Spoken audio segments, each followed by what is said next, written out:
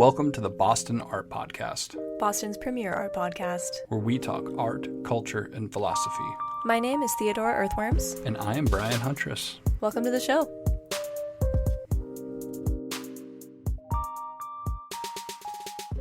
Hey guys, Theo and Brian here to provide some quick context for the upcoming episode. What you're about to listen to is the second segment in a 7-part interview series we recorded this fall about an exhibition that is currently on view at the Museum of Fine Arts in Boston. The exhibition is titled Touching Roots, Black Ancestral Legacies in the Americas, and it is located on the 3rd floor of the Art of the Americas wing at the MFA. This exhibition is included with general admission, so there is no extra cost to see it, and we highly recommend you check it out. In this episode, we spoke with independent curator Chenoa Baker about her work on this exhibition and what it was like contributing to this project. We were lucky enough to interview 3 members of the curatorial team and 4 contemporary artists who contributed their work to this exhibition. We are thrilled to be bringing those conversations to you in chronological order, the order in which they were recorded. Thanks for tuning in to the second episode of this series, and a massive thank you to Chenoa Baker and the rest of the Touching Roots team for taking the time to speak with us. Well, I also just wanted to say, too, that we did get a chance to walk around the physical exhibit with Martina, and she was talking a little bit about her background, mostly about the experience of curating the show, and she said that a big part of the development of the exhibit, from the initial idea to what it actually came to be, came from group discussions. So if you're comfortable with it, we'd love to get into a little bit about your background and about just kind of fleshing out the idea of the people that are on the team and what was exciting about it for you and what your personal experience with it was, as well as the professional experience and the outcome. If that's that's kind of our angle, I guess. Sure. I don't know how much you want me to share because there's probably so many ways to take this, but I would say I identify as an independent curator and writer, but I originally had a internship with the MFA about almost a year and a half ago now, I would say. So through that internship, I had a conversation with Martina, and she wasn't my direct supervisor at all. I worked primarily with Michelle Miller-Fisher. She's in the contemporary art department. Mm-hmm. And through that conversation, we talked about my thesis, which is on Aaron Douglas, and there's an Aaron Douglas in the show. Oh, and wonderful. So that's kind of how the conversation got started for me, and how I got an invitation to be part of these conversations.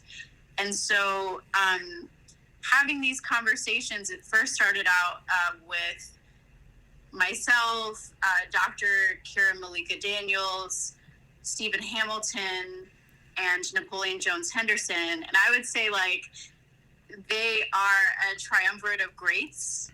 And I was just, in the room feeling very, at first timid, to have some of these conversations. I am a recent graduate, just had my internship recently at the MFA, and then started a fellowship at the ICA at the time. Yeah. And so it was just really an intergenerational conversation. And at first I was a little timid, but I think that started to break down a little bit once we actually got into the work and had, more depth of conversation. So it started out as kind of thematic conversations. So Martina would present what are some of the goals that I have, and then, ask for feedback on the goals that, she had about the show.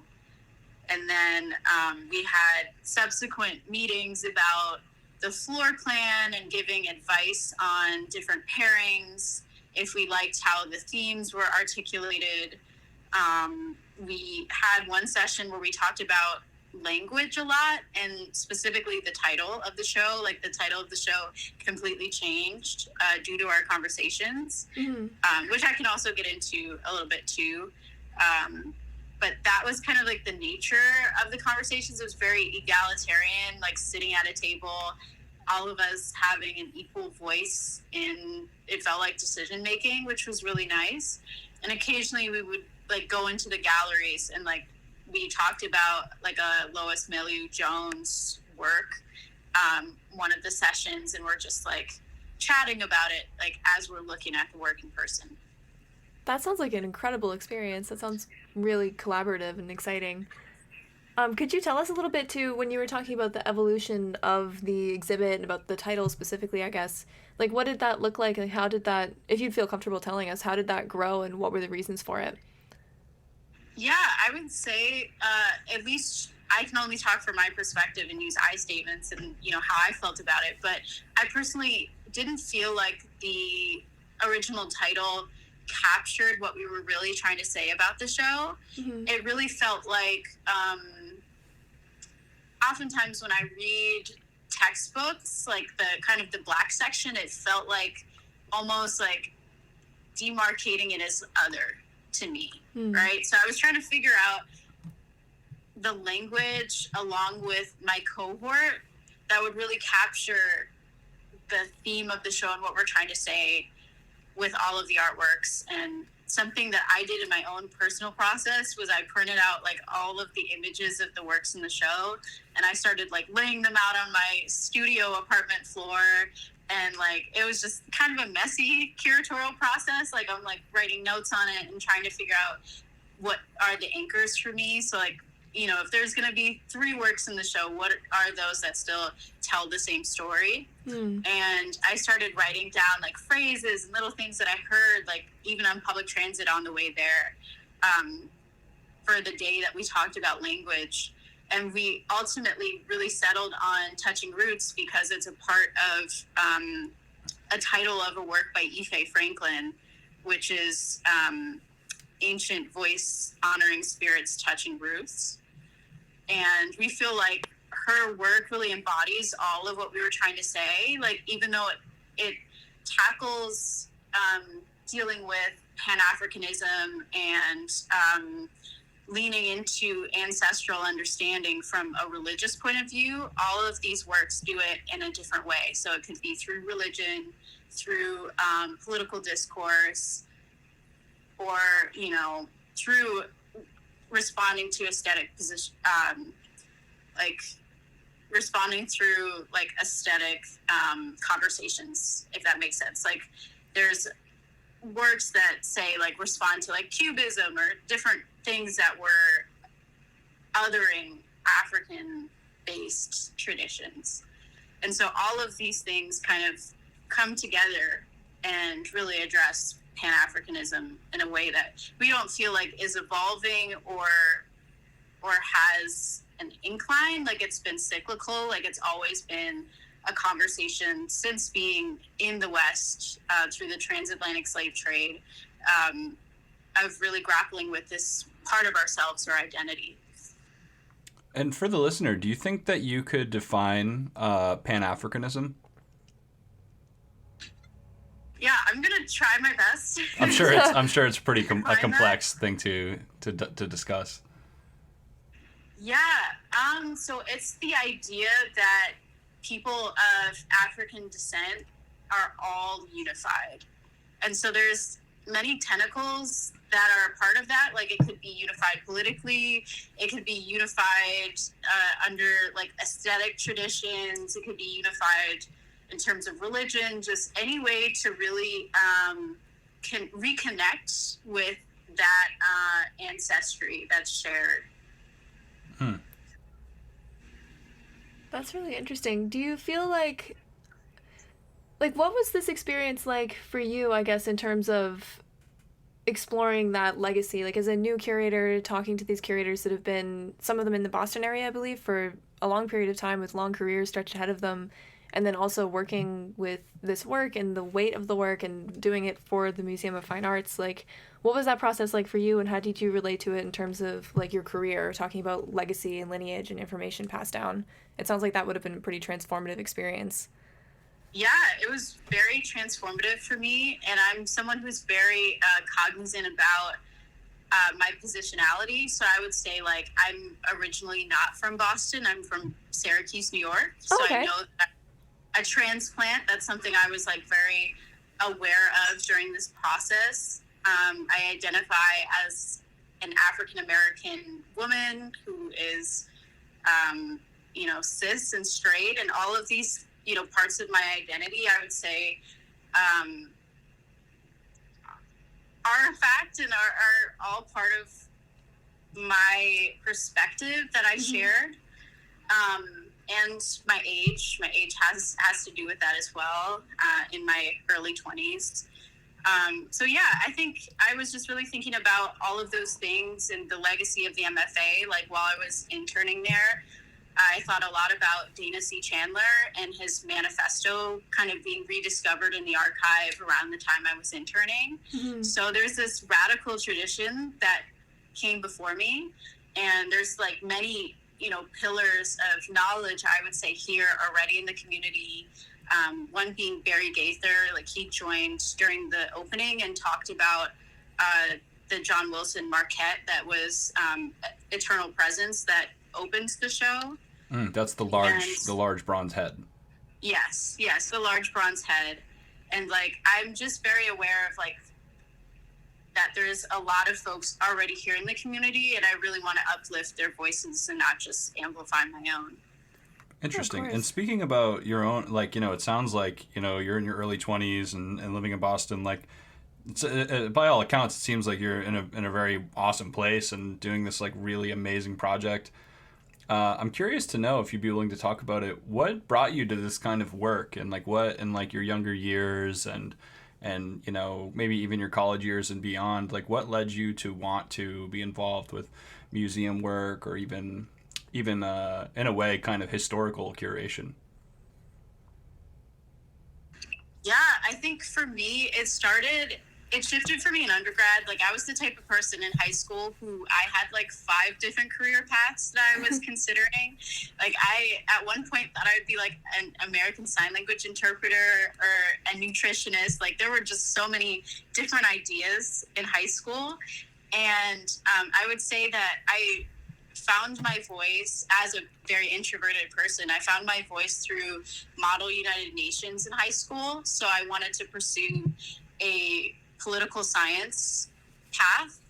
And so when I went to undergrad, I originally started in political science, and I wanted to work at a think tank and develop research for policy. And I, started taking some of the classes. I enjoyed the classes, so it wasn't like I didn't really enjoy it. But I had to take, for one of my gen ed requirements, an art history course.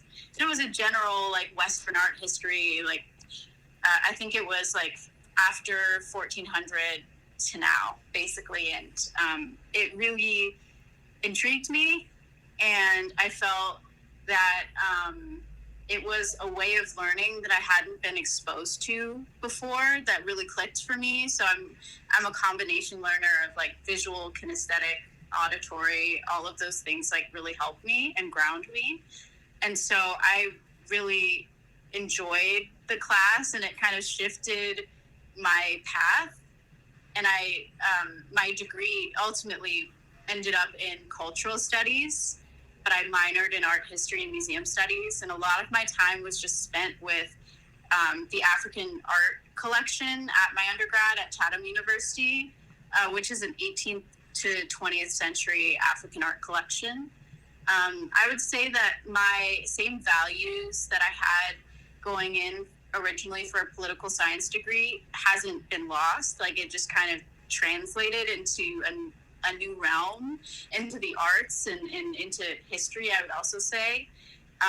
So instead of seeing politics as the avenue to have some of these conversations and develop research to speculate about the future, like I saw art spaces as having that capacity. So I think that originally drew me into that. That's so interesting. You also mentioned in that there was a manifesto that was discovered in the archives of the museum that really impacted you. Could you tell us about that manifesto and what kind of ideas it contained? Yeah. So I think one way to kind of bring it up and bring it into my life and how I was inspired by it was that I literally still use a part of the manifesto that Dana C. Chandler, how he signed each letter. I still use it as my email signature. So I started using it as my email signature when I was interning at the MFA. And it was kind of like one of those things of I'm coming from this radical tradition that I'm very aware of, and like reminding everyone every time I send an email of that. So I think that was like a really fun and cheeky way for me to interact with that legacy for sure. I love that. I noticed that when we were scheduling, that was your email signature. Yeah, and it's really like, it's critiquing the MFA Boston in the 1970s, and I think it's actually 1970, but it really calls for the representation of Black artists in the space, for more Black curators to be a part of making decisions instead of, you know, kind of shows being curated by white curators. And the title of it is called A Proposal to Eradicate Institutional Racism at the Boston Museum of Fine Arts. I love that. I believe actually also that a piece of that manifesto, a small excerpt from it, or at least it was mentioned in the Philip Guston exhibit that's also on view at the museum right now. I think it's mentioned in the wall text. So that's interesting. Yeah. So I'm actually kind of curious, like, as to maybe some of the more boring details. So were these like notebooks, or were these like manuscripts like tucked away somewhere? I'm curious as to how they were actually discovered. Yeah, I feel like I might not be the best person to answer that because I didn't make the discovery myself, but I think that there's like, it got lost in paper files. And so now everything's digital these days. And I think a lot of things can fall by the wayside because of that kind of transition. Mm. Right. So these were probably some kind of manuscript or writings that were documented and were in the encyclopedia of the museum. Mm. Yeah. That were discovered. Wow, that's really beautiful. I had another question too, actually. It's just a little bit of a redirect, but I know that I'd seen on your LinkedIn, actually, that you have a Patreon, and you said that you're an independent curator. Could you tell us a little bit about what that's like as a career path for those who might not know? I found it really interesting. Yeah, thanks for asking me that question. I would say like my path is part writing and part curation, and sometimes that overlaps. And so I do a lot of freelance writing for various different publications. So that's part of my consulting hat. The other part is like working on shows. So a show that I'm working on currently at the Peabody Essex Museum in Salem is Geo Swaby Fresh Up, which is a traveling exhibition that will be in the area in August of 2023. And it's basically a career path when you can be brought on as an external collaborator, co-thinker, guest curator. All of those words, I think, capture kind of what that looks like. Even for the Peabody Essex Museum, like I'm called their contributing interpreter. And so I really get to be in curatorial brainstorming sessions and conversations early on about the show. Even today, like I was able to give my feedback on the floor plan and in design, and so that was really great. I also was able to do a research trip to St. Petersburg, Florida, where the show originally travels to. So it's a show that's co-organized by both the MFA St. Pete and the Art Institute of Chicago. And so, yeah, so it's basically a career of piecing it together without being part of an institution. Like I did have an institutional job at the ICA when I first moved here. And from there have like just taken off and wanted to get into a lot of projects at various different institutions. That is such an excellent and interesting career path. So many of our listeners are young artists or younger professionals too that, you know, wouldn't even, like, may not even understand that kind of path in the museum world is available to them. And I think a lot of people would find it really interesting to know what kind of academic path did you feel like, or even professional path led you to, like, did you, I guess when you were studying, you know, for your professional life, did you know that this was an avenue? Like how did you find out that this was a kind of a direction and path you could go down working with these museums independently? Yeah, I think there were multiple things that led me here. The main highlight being 2020, right? When 2020 hit, I was out of a job and wanted to do something to keep busy, but also like make money. And so, and it was really a pragmatic or practical move. It wasn't really as fancy as maybe I make it seem. But I started freelance writing from there, and I took a blog writing internship with a venture studio in Pittsburgh called Aiken House. And I learned about blog writing because I wrote for classes, but didn't know anything about what that looks like digitally and how to write differently for that audience. And so from there, I started pitching ideas to art publications. So places like Sugarcane Magazine or Black Art in America, like those were formative publications like early on for me. And it really started out that way, and then getting used to sort of more of a freelance lifestyle over the summer while I'm trying to like make money and figure everything out during the pandemic. Also, writing is just therapeutic for me, so that's also where it came from for me too. I would also say like my upbringing gave me that permission that it's okay to work independently. My dad, he's a photographer, and he's like owned his own business for many, many years. So it's called Syracuse in Focus. And through seeing him to be able to do that, I knew that I can still connect with institutions, and it doesn't have to be maybe in the capacity that I originally thought. Yeah. And then, actually getting into the field, like there were many opportunities where people were like, oh, we would like your opinion on this. And sometimes they would be formalized things like advising for touching roots, or they would be informal conversations where, some curators would be like, let me pick your brain on this, which sometimes it can be a colleague to colleague conversation, which is totally fine. And I think that's great and advocate for that. Mm-hmm. But sometimes it can cross into a space where it's emotional and creative labor. In that space, I think that people should be paid for that. So I've, sometimes had those uncomfortable conversations of like, this is my career path, and like, this is kind of what I do for a living. And how can we talk about maybe meeting your needs if you have a budget for this, or if it's just a colleague to colleague conversation. So sometimes it's like really defining those boundaries. Yeah. That's really good to do, though. It's important to self-advocate in that way, especially when you're in an independent field where you might not have... Like, I think one of the benefits sometimes of working within an institution is that the delineations of your job are pretty clear.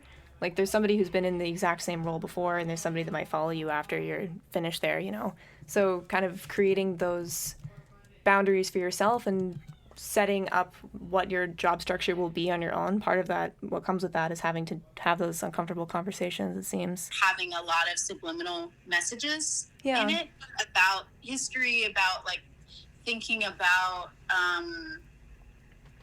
a royal lineage of sorts, like connecting to Egypt and writing our own hieroglyphs, like talking about that. And that really inspired me to talk about how the show has all of these little parts of it that people can miss if they don't look closely, I would say. Mm-hmm. And I think labels are so hard. Like, you can only write, I think, like 250 words. So it's really hard to bring out all of these different stories, but spending time with the work, I would say the work definitely speaks for itself. I've even heard it being described as by Ife Franklin as like the work itself, they are ancestors, like they're animate, and there's so much you can learn just from sitting with the work.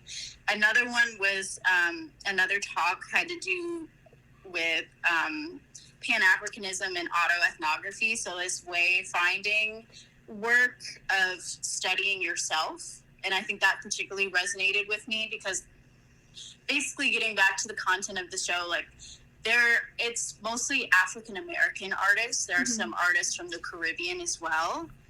And some of them have varying experiences with the African continent. So there's, an artist that has experienced a little bit of everything. So I know more about Aaron Douglas. Aaron Douglas, he traveled to Haiti, but that was after he made the work that's in the show. So by that point, he was only in the U.S. Mm-hmm. Lois Melu Jones, she traveled to Haiti and traveled to Paris, and also like the African continent. And so just as people today, like there's all these different types of experiences and touch points and references for Africa, so there's a section called Africa in the Imagination where it has has Richmond Barthé and also Aaron Douglas, and both of them, at that time haven't really been to the continent, so they're really responding to references that are coming into the West, either through, the rediscovery of the tomb of King Tut in the 1920s, or the influx of objects coming from Nigeria in the 1970s, like not those two particularly responding to that, but even like Kofi Bailey and some of these other folks working in the 1970s responding to that. But there's just so much richness in the show in general. Like I really loved working with Napoleon Jones Henderson and Stephen Hamilton to have their work actually be in the show, and that they had a hand in curatorial decisions. And also maybe I'm deviating here, but Napoleon Jones Henderson is just a legend, just an amazing elder to have in this cohort. Like I was able to learn so much from him, especially about documenting every part of the process. So there's even pictures of some of our meetings.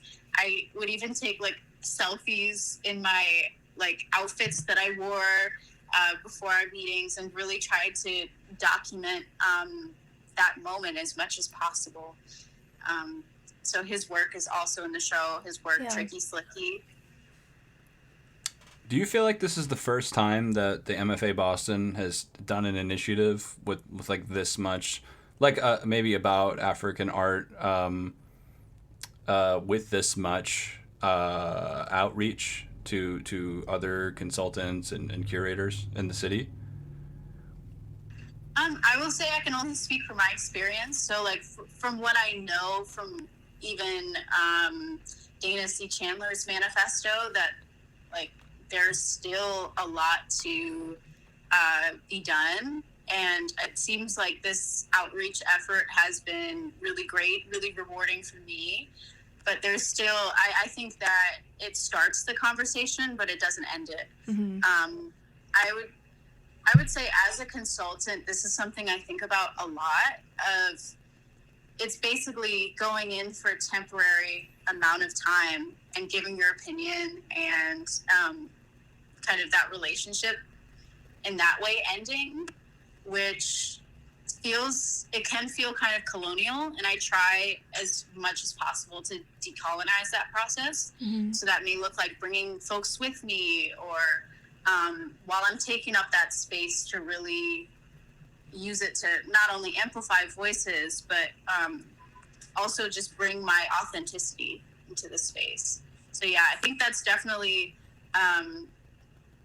it was definitely a moment of outreach that was positive, but I hope to see more of that in the future, and even more sustained connectivity. Do you feel like being an independent curator gives you sort of more autonomy to decolonialize the curation process, where you're not tied to an institution? Yes and no. I would say because I'm not tied to an institution at the moment, I don't have the same maybe bureaucracy that I'm up against. But a lot of what I've realized is that what goes hand in hand with colonialism is capitalism. And we all are implicated in that, for sure, especially in the arts. There's a lot of creative accounting for how funding is allocated, and no one is really exempt from that. So for instance, maybe I want to bring in other voices. Like, what if there's not funding for that? Like, trying to think of how can I navigate or maneuver these structures that keep the spaces colonial. That's interesting. That's true. Because it is hard to think about, because to change these systems, I feel like there's an impulse for a lot of creatives, especially people that are maybe self-employed, or whether you're on the curatorial side or the art making side, to kind of remove yourself from these systems. But it's really impossible to do when you think about the framework of living in a society that exists under capitalism and has these things woven into the fabric of it. Like, it is changed from the inside at any level. So is there anything else about the show? I know you were saying there are things that, I don't want to get into too much of what you've already mentioned in your talks, but when you were saying that there are things that somebody might not notice if they're not spending a lot of time with the work, or things that you don't want somebody to miss, is there something specific that you can think of that might be good for somebody to know about going into the show? Like, if somebody listening to this were to go and attend it? Yeah, I would say, like, pay attention to symbolism. There's a lot of patterns that even reference Adinkra symbols in Ghana. Like, there's a pairing with a Hale Woodruff painting and some Akan gold weights that try and draw that comparison. There may be even, like, some remnants of hieroglyphs in, like, the Bing Davis vessel, or Insibidi, which is a script in I think Cameroon. So there's a lot of layers, I would say, present in each one of the artworks, like what they're referencing, what they look like aesthetically or visually to the eye, as well as the history that they're deconstructing. Like, there's just so much richness there, and every time I'm in this show, I learn something different about it, and especially from the living artists.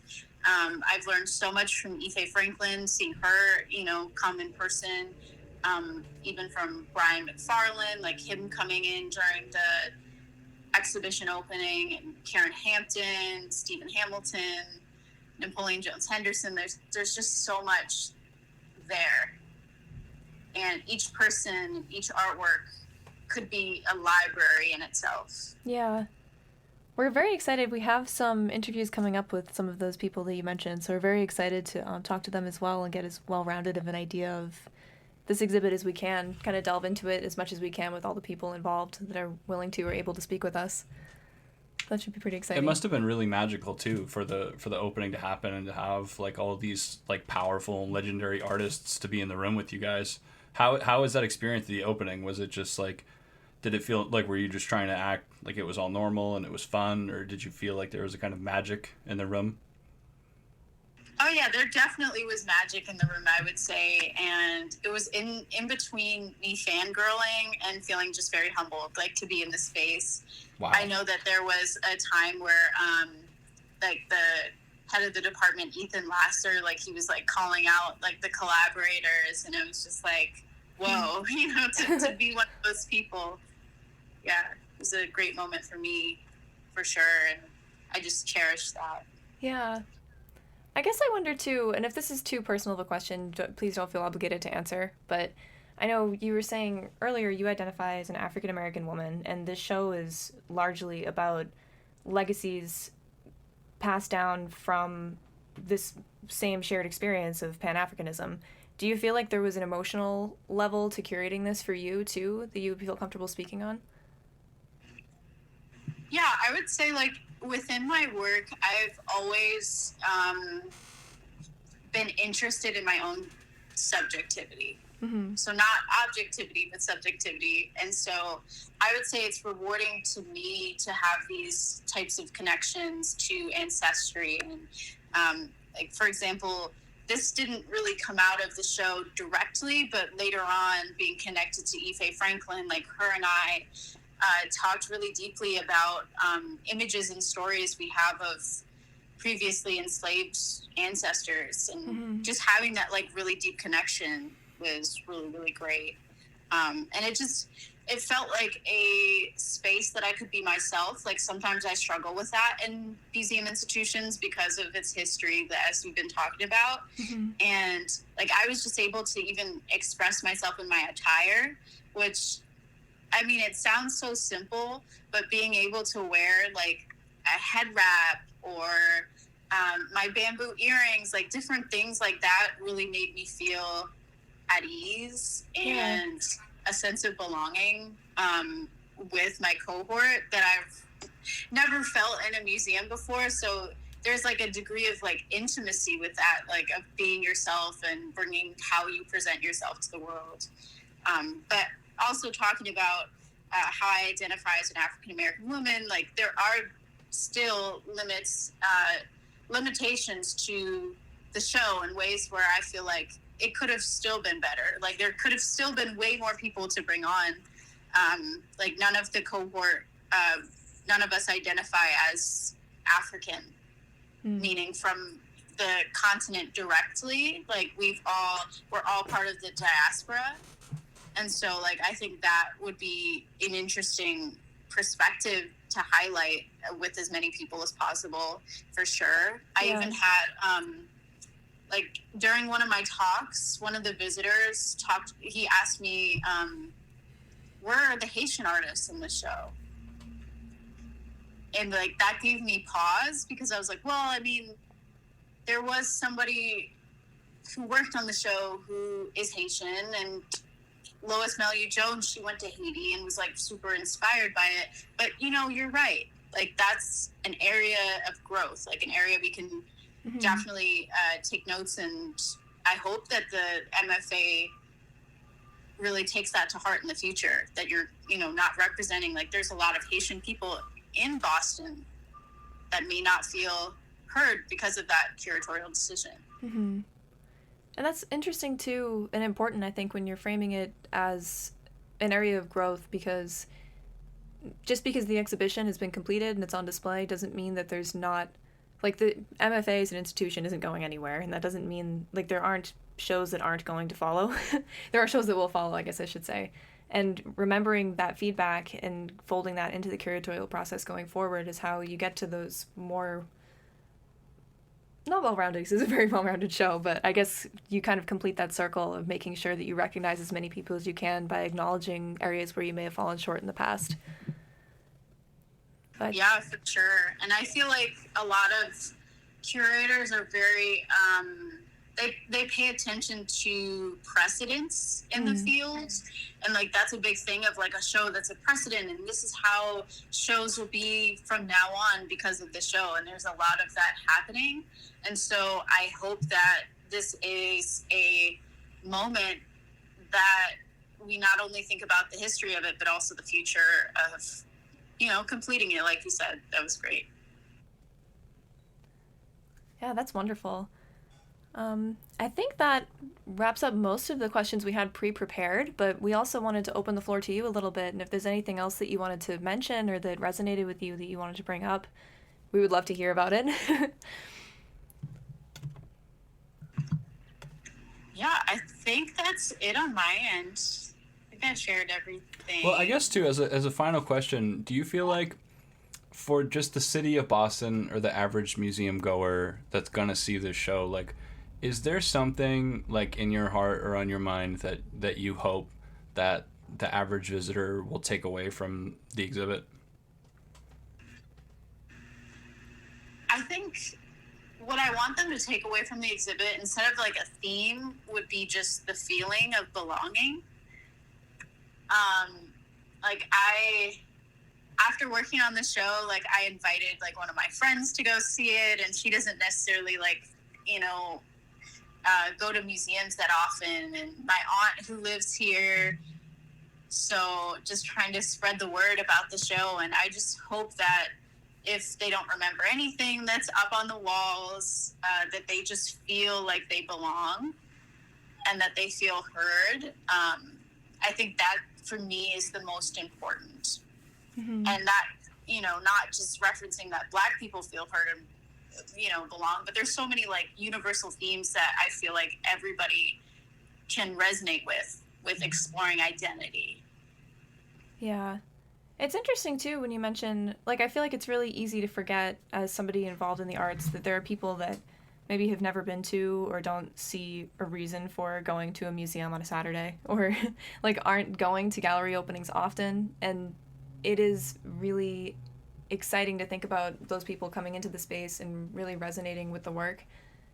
Do you feel like there's ways that, this is a very broad question, I guess, but we were talking a little bit to Martina about that and about museums being more accessible, more welcoming to people as we move forward with this sort of industry-wide understanding that there is room for change and room for improvement.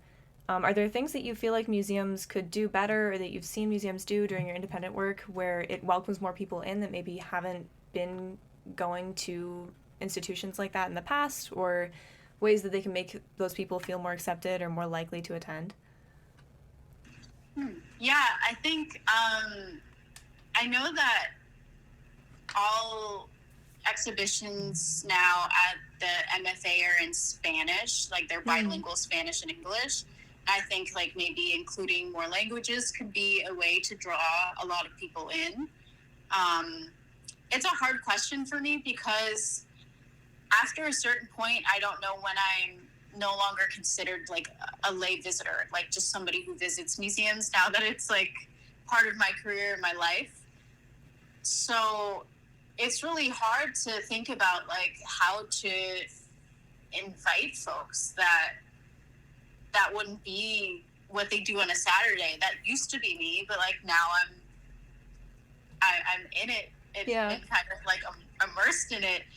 I guess what I try and do again is like basically be a museum evangelist or ambassador. Like I just try to tell as many people as possible, like, oh, you have to see this show. Like you have to see it. It. You know, there's something in it for everyone, for sure. But yeah, and museums that make people feel welcomed. Mm-hmm.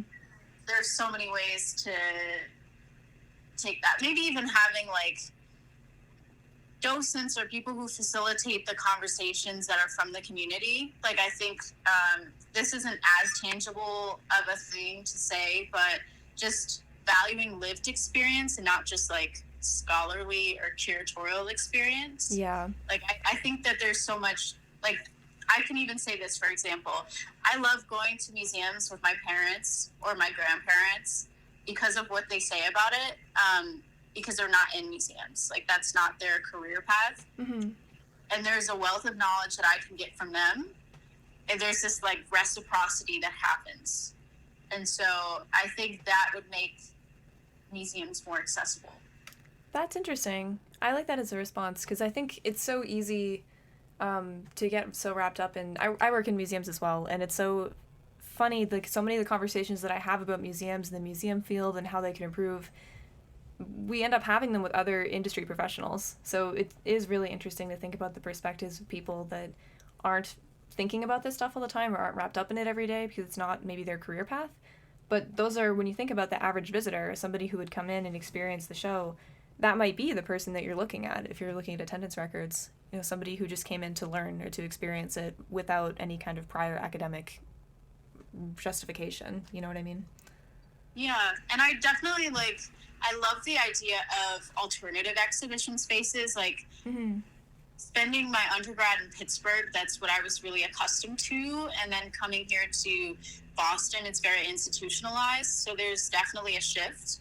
And how I feel like there's more of a curatorial community or like museum professional community versus like just even artist community. So that's like kind of a difference. But I think I bring that up to say, like, I would like to think about what the museum looks like beyond the four walls. Mm-hmm. And I think that could be a way to make it more accessible to people too, for sure. That's super interesting. A lot to chew on with that. I think this is one of those conversations that will have decades and decades of growth before we come to any sort of conclusion, but it is really good to think about. Yeah, and we're happy that you guys and your team in general have given us the opportunity to try to platform, you know, the themes and ideas happening in the show, and that you guys have developed with this artwork and you know, with the rest of the curatorial people. So it's like we're honored to even have the opportunity to to shed some light on this. Yeah. Oh, thank you. I'm honored to talk with you both too and meet you virtually. Thank you. Thank you so much. Absolutely. Us This too. has been a wonderful conversation. We're going to talk to a bunch more people and try to put together a wonderful story about this show. And I guess, is it okay if we maybe shoot you an email if we have any things we wanted to follow up on? Yeah, absolutely. Awesome. Thank you so much. And I hope the rest of your day is good. This conversation has been wonderful. Yeah, thank you so much for meeting with us. It's been a pleasure. Thank you both. I hope you both have a great day too. All right. We'll be in touch. Thank you so much. Bye-bye. Bye. That was Chenoa Baker, independent curator and contributor to Touching Roots, Black Ancestral Legacies in the Americas. In her own words, Chenoa Baker is an empathetic curator, wordsmith, and descendant of self-emancipators. Materiality, visual research, and ecologies of kinship shape her work. She's worked with many institutions, including the Institute of Contemporary Art Boston, the Museum of Fine Arts Boston, and the Peabody Essex Museum in Salem. You can also find Chenoa on Patreon at patreon.com/Chenoa, which features exclusive written content, extended interviews and tour audio, as well as useful templates in a museum consultant, curator, interpreter, or educator's career toolkit.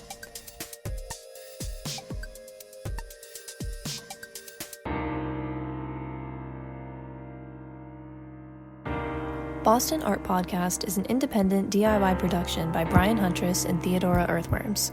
The information contained in this episode represents the views and opinions of the original creators or our guests, and does not represent any institution, organization, or business. Find us on Instagram at Boston Art Podcast, and tune in for a new episode every Friday. Thank you for listening.